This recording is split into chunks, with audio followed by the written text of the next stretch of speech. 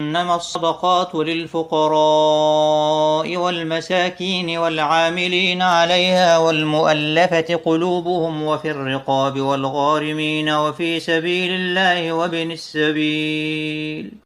Bienvenue sur cette chaîne dédiée à l'islam.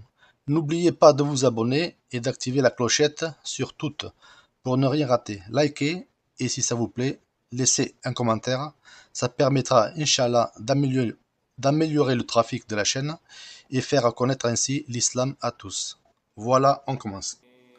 La sorcellerie des étoiles fonctionne uniquement la nuit, à partir de la disposition des étoiles dans le ciel, en fonction de la constellation apparaissant durant la nuit. Divers effets se produisent. Le sorcier, utilisant la magie des étoiles, va avant le rituel. Il va calculer et déterminer la constellation active du jour. Chaque individu est né sous le signe d'une des constellations. Alors, lorsque le sorcier connaît l'ascendant de sa victime, il est davantage affecté par les effets de la constellation correspondante.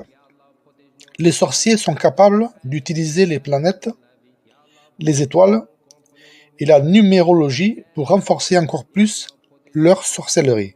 Donc, par exemple, certains sorciers utilisent la planète Mars, la lune noire ou les éclipses. Ils s'appuient sur leurs énergies pour procéder au rituel. D'autres préfèrent utiliser le soleil pour pousser leur sortilège au maximum. Donc ils peuvent, grâce à un sort lié au soleil, affecter la victime de sorte que chaque fois que celle-ci est touchée par un rayon solaire, le sort utilisé gagne en puissance. Voilà, donc pour atteindre son objectif, le sorcier a besoin d'accéder au corps spirituel de la victime. Cela va lui permettre de déséquilibrer les chakras, points d'énergie dans le corps, selon ses objectifs. Alors, un chakra peut être bloqué pour ne plus recevoir l'énergie vitale nécessaire à son bon fonctionnement.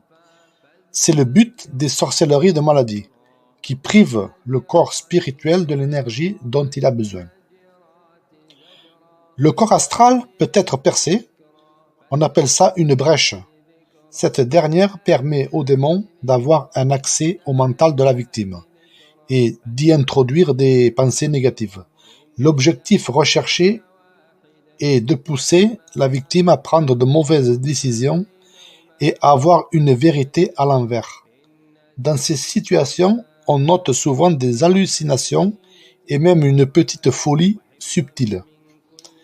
Le sorcier a besoin d'une trace, d'un témoin, pour établir un contact sur le corps spirituel de sa victime pour la cibler. Alors, ce témoin peut être une photo, un habit, une trace ADN, comme des cheveux, le sang, la salive, l'urine, etc. Ou tout simplement le nom par lequel on l'appelle, et elle répond. Le nom de sa mère, pour un sorcier, c'est suffisant. La pensée, la conscience et le raisonnement, une fois perturbés, impactent directement le corps physique, le cerveau de la victime.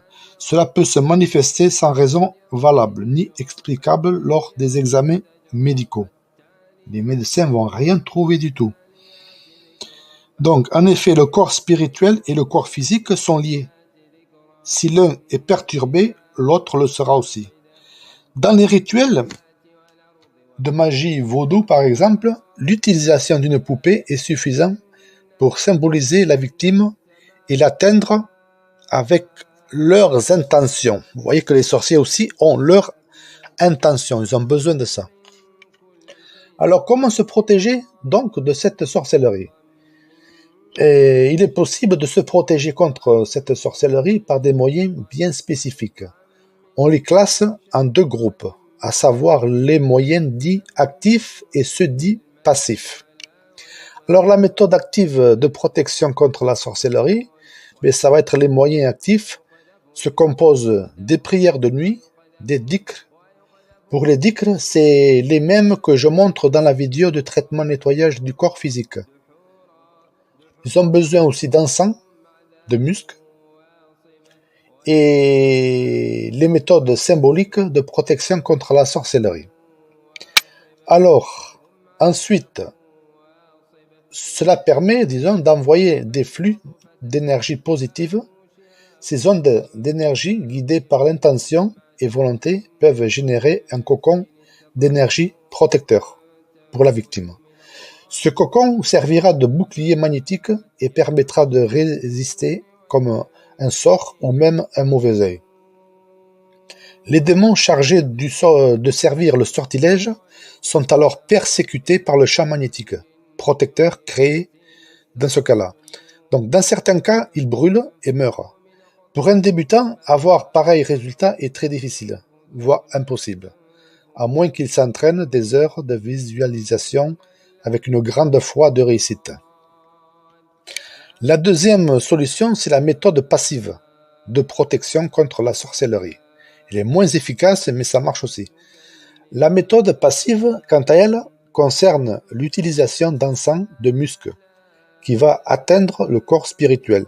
Ce dernier crée comme un bouclier magnétique qui vise à protéger et à contrer la venue d'une sorcellerie nouvelle.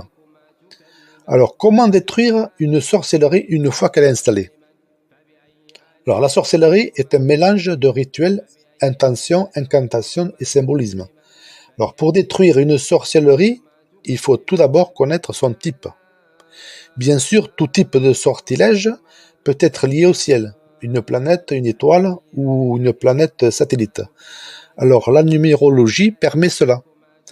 Ceux qui lient le sortilège au ciel ont besoin d'informations sur la date de naissance de la cible pour connaître son horoscope et son signe astrologique. Alors, ces informations ont pour but de déterminer les faiblesses et les planètes qui ont le plus grande influence sur la victime.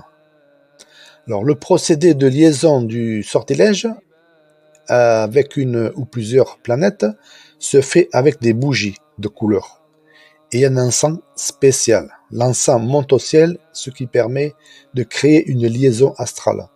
Cette liaison permet à ce que le mal occulte s'auto-régénère spontanément.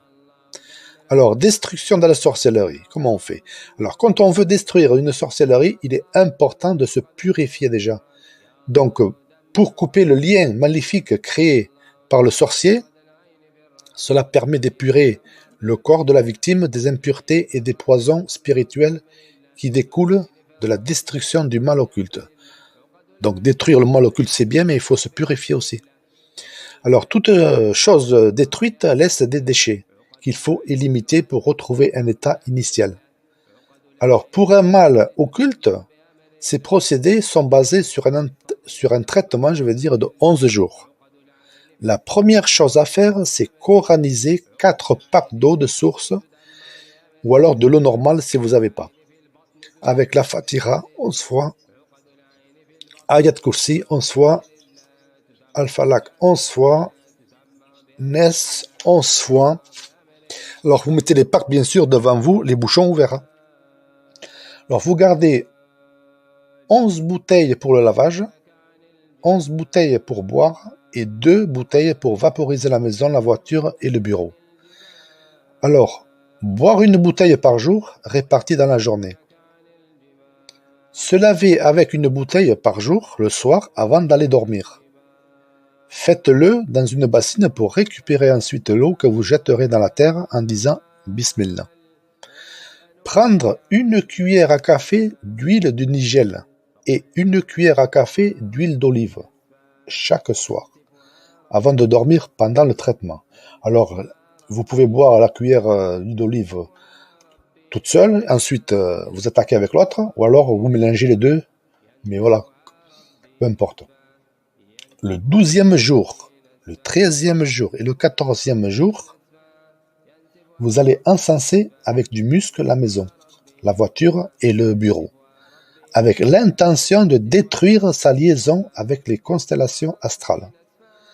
Laissez une fenêtre entrouverte pendant ce temps avec la sourate Al-Jinn en boucle, sans rien d'autre sur l'audio. Il faut que ça tourne que sur cette sourate. Alors, le 15e jour, mettre Al-Baqarah sans l'interrompre, tous les jours et au moins 7 jours d'affilée. Alors pour conclure, la sorcellerie est une pratique très puissante, elle est maléfique et une cause pour répandre le mal et la destruction. Pour une victime de sorcellerie, il est difficile de trouver une sortie toute seule, à moins que la personne concernée n'acquiert les connaissances nécessaires, ce qui est le but justement de cette vidéo. Alors, qu'Allah détruise tous ces maudits sorciers et nous guérisse tous en cas de besoin. Amin.